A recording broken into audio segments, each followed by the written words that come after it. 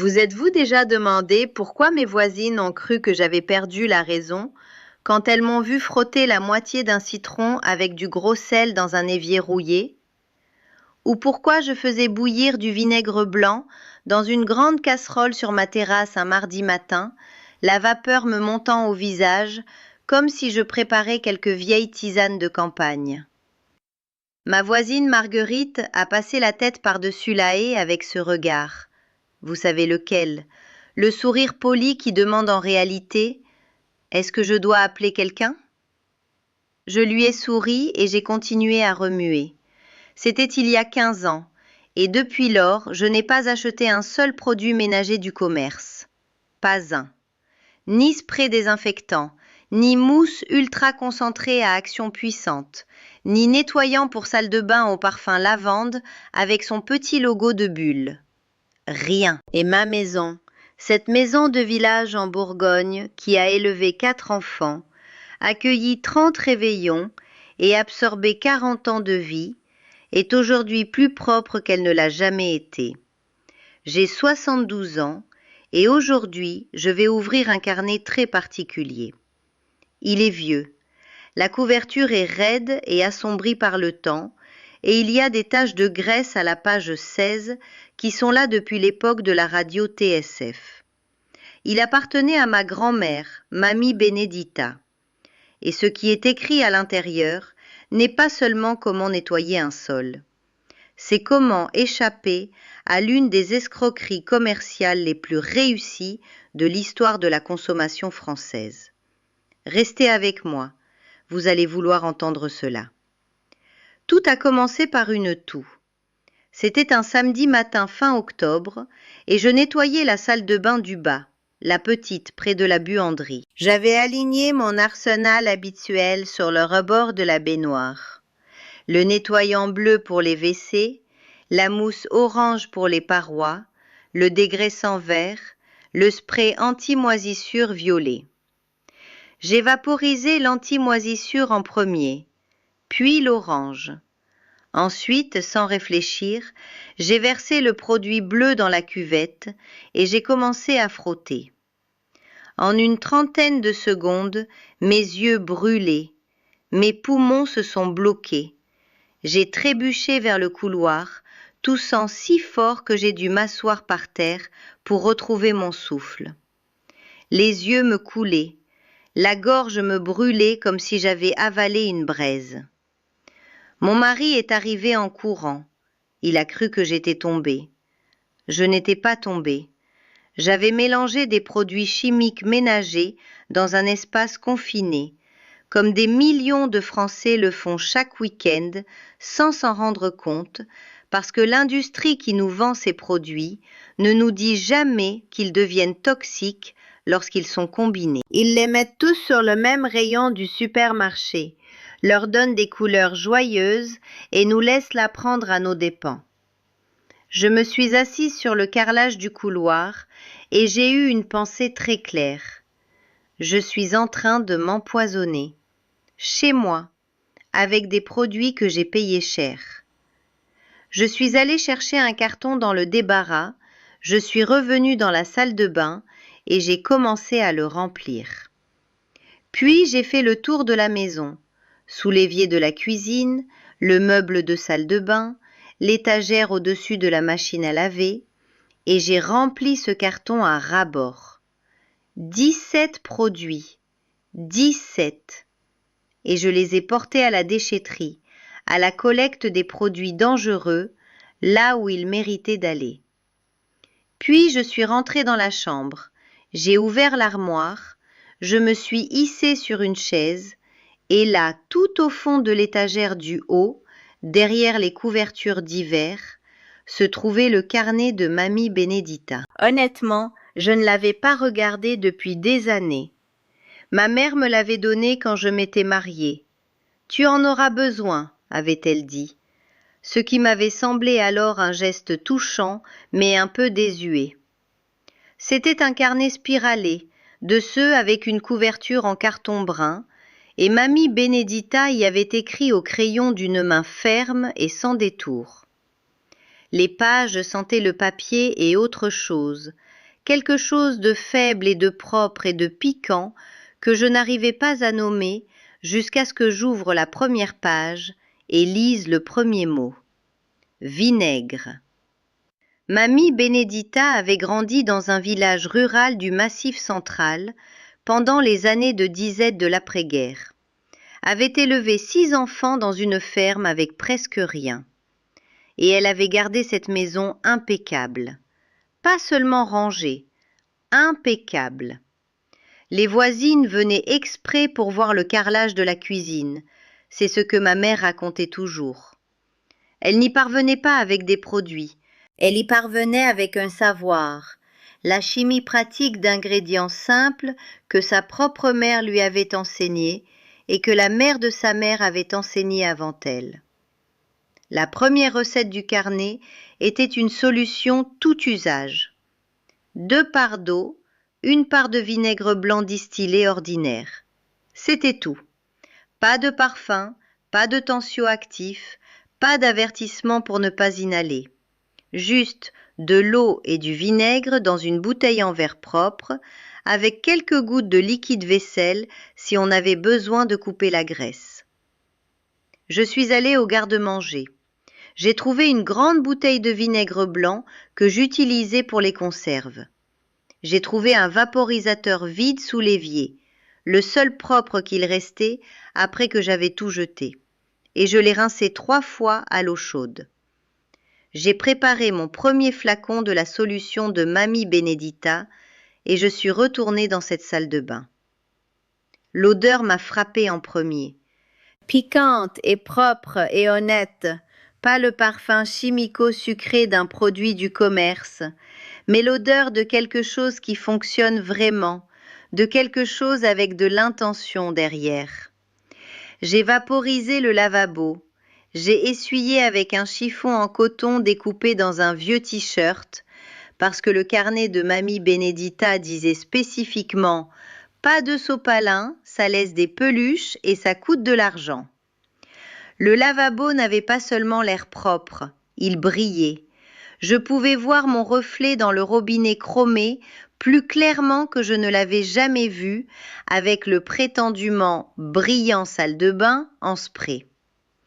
Je suis restée immobile un moment, puis je suis allée chercher un citron. Mamie Benedita avait 4 pages consacrées au citron. Jus de citron, zeste de citron, citron avec du sel, citron avec du bicarbonate, citron avec de l'huile d'olive pour nourrir le bois. Elle avait écrit, et je m'en souviens si clairement, elle avait écrit « Le bon Dieu a mis tout ce qu'il faut pour nettoyer une maison à portée de ta main. Les gens des usines veulent juste que tu l'oublies. » Mamie Benedita n'était pas particulièrement croyante, mais elle croyait absolument que les gens des usines voulaient votre argent, et elle avait bien plus raison qu'elle n'aurait jamais pu l'imaginer. Le cerne de calcaire dans le lavabo, celui qui était là depuis 3 mois parce que rien de ce que j'avais essayé ne parvenait à l'enlever, avait disparu en 6 minutes. La moitié d'un citron, une cuillère à soupe de gros sel, de la patience et un peu d'huile de coude, disparu. J'en aurais pleuré. Alors j'ai continué. Marguerite d'à côté, la bonne Marguerite qui allait à la messe chaque dimanche et avait un jardin soigné, est venue me rendre visite un après-midi, environ 1 semaine après le début de mon expérience, et m'a trouvée dans la cuisine avec un bol de bicarbonate et une éponge humide, travaillant sur une tache de brûlé sur l'émail de la cuisinière, qui était là depuis la tentative malheureuse de mon fils de faire du caramel pour Noël. « Qu'est-ce que tu fais » a-t-elle demandé.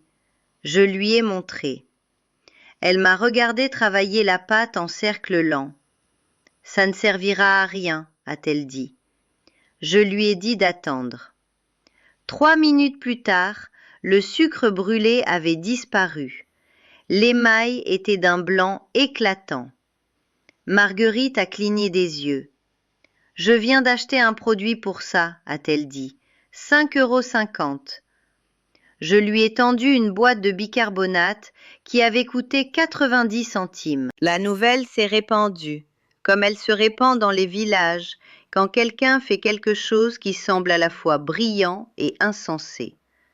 Ma voisine d'en face, une institutrice à la retraite prénommée Geneviève, est venue parce qu'elle avait entendu parler de l'histoire du lavabo et voulait voir le carnet.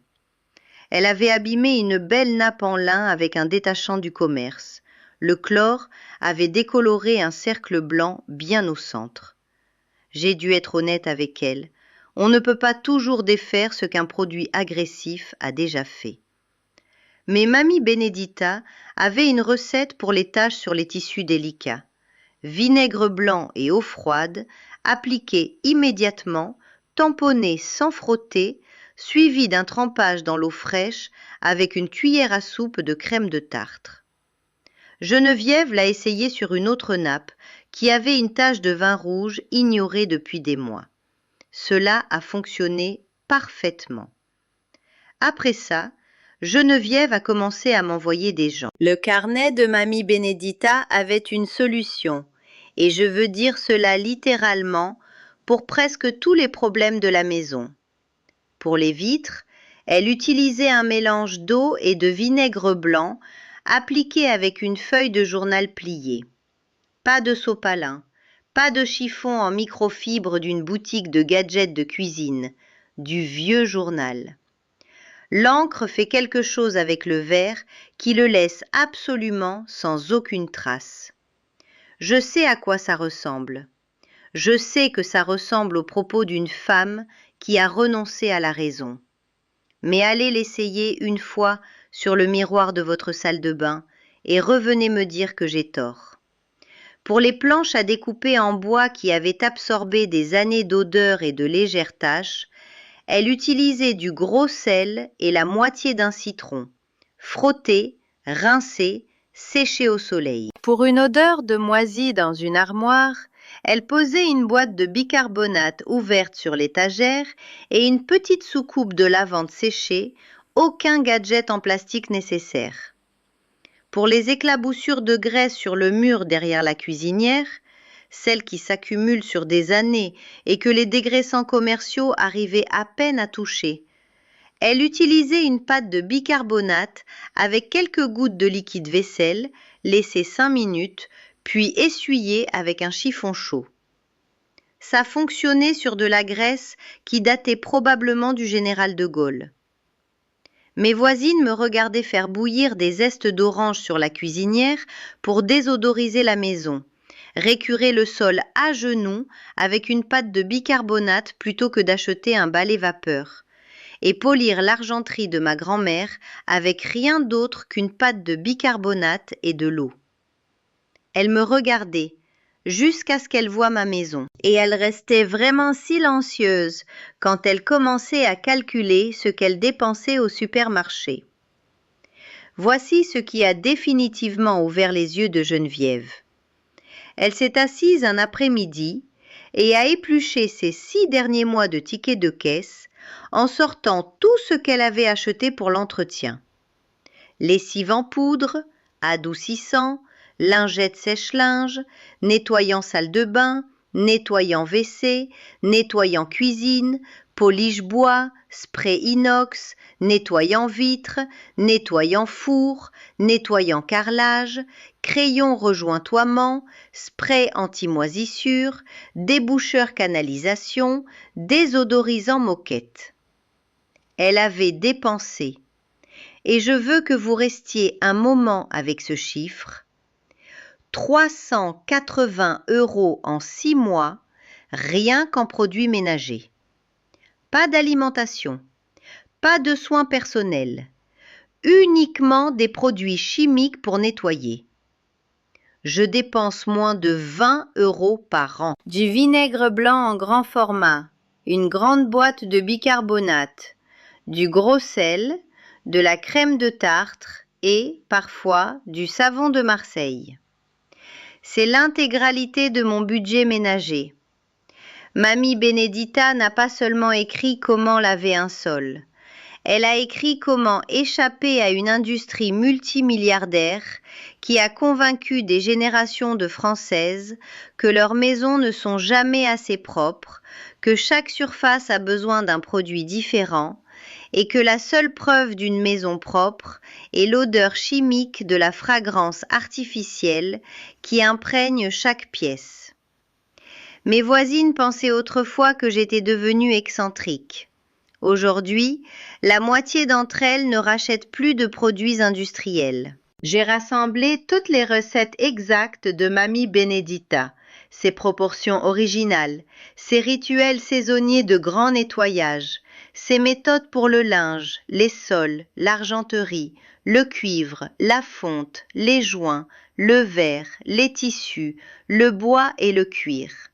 Et j'ai préparé une copie numérique de tout ce qui se trouve dans ce carnet, disponible pour vous maintenant dans le commentaire épinglé ci-dessous. C'est son cadeau pour vous, transmis par mes mains. Allez le chercher. Que cela vous libère de ce rayon du supermarché pour toujours.